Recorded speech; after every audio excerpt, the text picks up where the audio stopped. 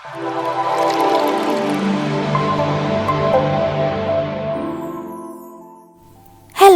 Welcome back. ഇന്ന് നല്ല tasty ആയിട്ടുള്ളൊരു ബീഫ് ഫ്രൈ ആണ്. നമ്മൾ മലയാളികൾക്ക് ഏറ്റവും ഇഷ്ടപ്പെട്ട രണ്ട് കാര്യങ്ങൾ ബീഫും പപ്പടവുമാണ്. അത് രണ്ടും കൂടെ ഒരുമിച്ച് ചേർന്നാൽ എങ്ങനെ ഉണ്ടാവും? അങ്ങനെ ഒരു ബീഫ് ഫ്രൈ ആണ് ഇന്ന് കാണിക്കുന്നത്. അപ്പോൾ അതെങ്ങനെയാണെന്ന് കണ്ടിട്ട് വരാം. ഒരു ബൗളിലേക്ക് 500 ഗ്രാം ബീഫ് എടുത്തിട്ടുണ്ട്.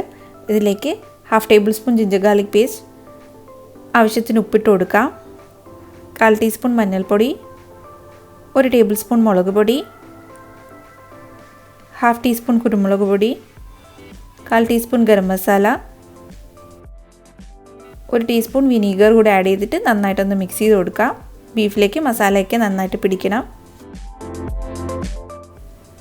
ഇനി ഈ ബീഫ് കുക്ക് ചെയ്തെടുക്കാം. കുക്കർ യൂസ് ചെയ്തിട്ട് 4 വിസിൽ വരെ ഞാൻ കുക്ക് ചെയ്തിരുന്നു. നിങ്ങൾക്ക് കിട്ടുന്ന ബീഫ് അനുസരിച്ചിരിക്കും കുക്കിംഗ് ടൈം. ആവശ്യമാണെങ്കിൽ കുറച്ച് വെള്ളം ആഡ് ചെയ്ത് കൊടുക്കാം.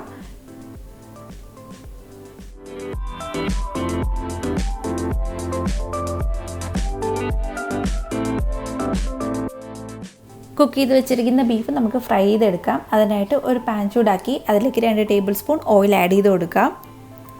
ഓയിലിലേക്ക് 1/2 table spoon ginger garlic paste add ചെയ്ത് കൊടുക്കാം. ഞാനിവിടെ വെളിച്ചെണ്ണയാണ് യൂസ് ചെയ്തിരിക്കുന്നത്. ഇനി ഇത് നന്നായിട്ടൊന്ന് സോട്ട് ചെയ്ത് കൊടുക്കാം. പച്ചമണം മാറുന്നവരെ നന്നായിട്ടൊന്ന് സോട്ട് ചെയ്യാം.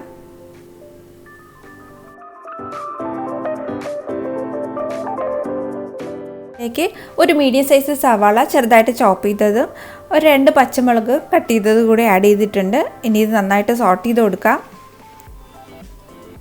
ആവശ്യത്തിന് ഉപ്പൂടെ ആഡ് ചെയ്തിട്ട് സവാള ഒന്ന് ബ്രൗൺ കളർ ആവുന്നവരെ നന്നായിട്ട് സോട്ട് ചെയ്യാം.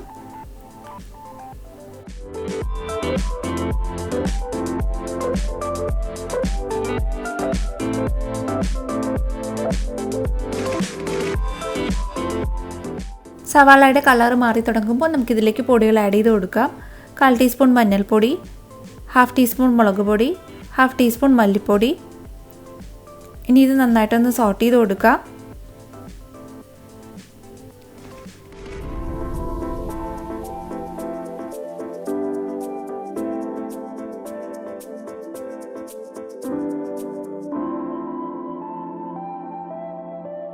പൊടികളുടെ പച്ചമണം മാറി വരുമ്പോൾ കുക്ക് ചെയ്ത് വെച്ചിരിക്കുന്ന ബീഫ് ആഡ് ചെയ്ത് കൊടുക്കാം. ഞാനിവിടെ സ്റ്റോക്കോട് കൂടിയാണ് ആഡ് ചെയ്യുന്നത്. ഇനി ഇത് നന്നായിട്ടൊന്ന് ഫ്രൈ ചെയ്തെടുക്കാം.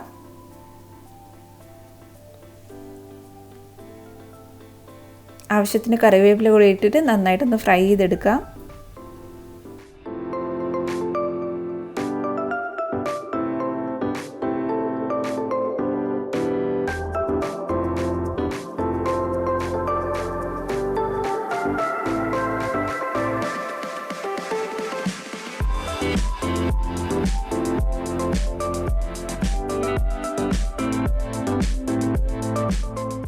ബീഫിൻ്റെ കളറൊക്കെ മാറി നല്ല ഡാർക്ക് ബ്രൗൺ കളറായി വന്നിട്ടുണ്ട്. ബീഫ് ഇവിടെ റെഡി ആയിട്ടുണ്ട്. നമുക്കിനി ഇതിലേക്ക് പപ്പടം ആഡ് ചെയ്ത് കൊടുക്കാം.